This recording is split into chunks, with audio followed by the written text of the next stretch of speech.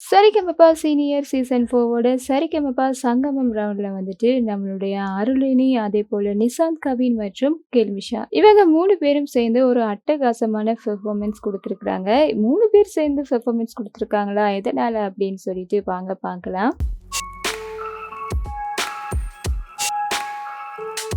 இந்த சரிகமப சங்கமம் ரவுண்ட்ல வந்துட்டு நம்மளுடைய அருணனி நிசாந்த் கவினோட சேர்ந்து தான் பாடியிருந்தாங்க. என்ன பாடல் அப்படின்னு சொன்னா, வாலி திரைப்படத்துல இருந்து நிலவை கொண்டு வா கட்டிலில் கட்டுவேன்ற பாடல தான் தேன்சி தென்றல் தேவா அவர்களுடைய இசையமைப்புல ஒரு சூப்பரான ஒரு பாடல் தான் இது. இதுல வந்துட்டு ஆண் பாடுறது வந்து மெலோடியாகவும், அதுபோல பெண் பாடுறது வந்துட்டு ஒரு ஃபோக் ஸ்டைல்லயுமே ஒரு வித்தியாசமான பாடலாக தான் இந்த ஒரு பாடல் இருக்கும். இந்த பாடலை யார் பாடியிருந்தாங்க அப்படின்னு சொன்னா, உன்னிகிருஷ்ணன் மற்றும் அனுராதா ஸ்ரீராம் அவங்க தான் வந்து இந்த பாடலை பாடியிருந்தாங்க. இந்த ஒரு அட்டகாசமான பாடல நம்மளுடைய நிசாந்த் கவின் அருள்நி செம சூப்பராவே பாடியிருந்தாங்க. நம்மளுடைய அருள்நிய பொறுத்தவரைக்கும் எப்பயுமே சிரிச்சுட்டு ஒரு சின்ன பிள்ளை மாதிரியான ஒரு கேரக்டர் தான் அவங்க. அவங்களோட வாய்ஸ்ல இந்த பாடல் வந்துட்டு வேறு லெவல்ல இருந்தது. யாருமே எதிர்பார்க்காத அளவுக்கு சூப்பராவே பாடியிருந்தாங்க. இப்படியான ஹை பிச் சாங்லாம் வந்துட்டு செமையாவே பாடக்கூடிய டேலண்ட் இருக்கு நம்மளுடைய அருள்நிக்கு. அவங்களுடைய மெகா ஆடிஷன்லயே வந்துட்டு அவங்க இந்த ஒரு டேலண்ட்ட வந்து வெளிப்படுத்தியிருந்தாங்க. அது மட்டும் இல்லாம நம்மளுடைய நிசாந்த் கவினோட வாய்ஸ் அவ்வளவு ஒரு இனிமையா இருந்தது. கேட்கறதுக்கு கேட்டுட்டே இருக்கலாம் போல.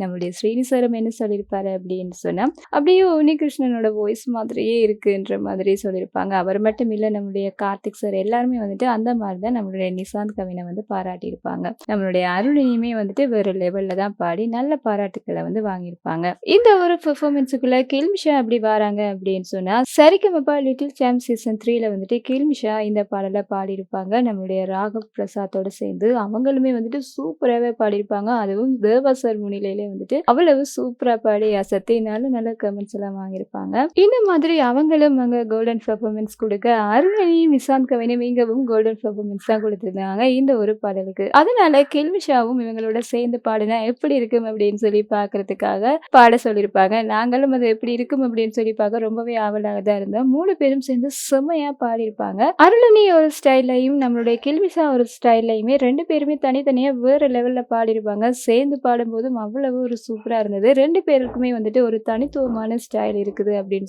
சொல்லலாம். நிசாந்த் கவின் வேற லெவல்ல வந்து பெர்ஃபார்ம் பண்ணியிருக்கிறாரு. இப்படி ஒரு பெர்ஃபார்மன்ஸை பார்த்ததுல வந்து ரொம்பவே ஒரு சந்தோஷமா இருந்தது. இந்த ஒரு பெர்ஃபார்மன்ஸை நீங்க பார்த்துருந்தீங்க அப்படின்னு சொன்னா, யாரு பாடியிருக்கக்கூடிய ஸ்டைல் உங்களுக்கு ரொம்பவே பிடிச்சிருந்தது? அருண்ணியோட ஸ்டைலா, இல்ல கில்மிஷாவோட ஸ்டைலா? யாரு சூப்பராவே பாடியிருக்காங்க? இல்லாட்டி 2 பேரும் பாடும்போது எப்படி இருக்குன்ற விஷயங்களை எல்லாம் மறக்காம கமெண்ட்ல சொல்லிடுங்க. இந்த மாதிரியான விஷயங்கள் எல்லாம் தெரிஞ்சுக்கணும் அப்படின்னு சொன்னா இந்த சேனலோட இணைஞ்சிருங்க. மறக்காம சப்ஸ்கிரைபும் பண்ணிடுங்க.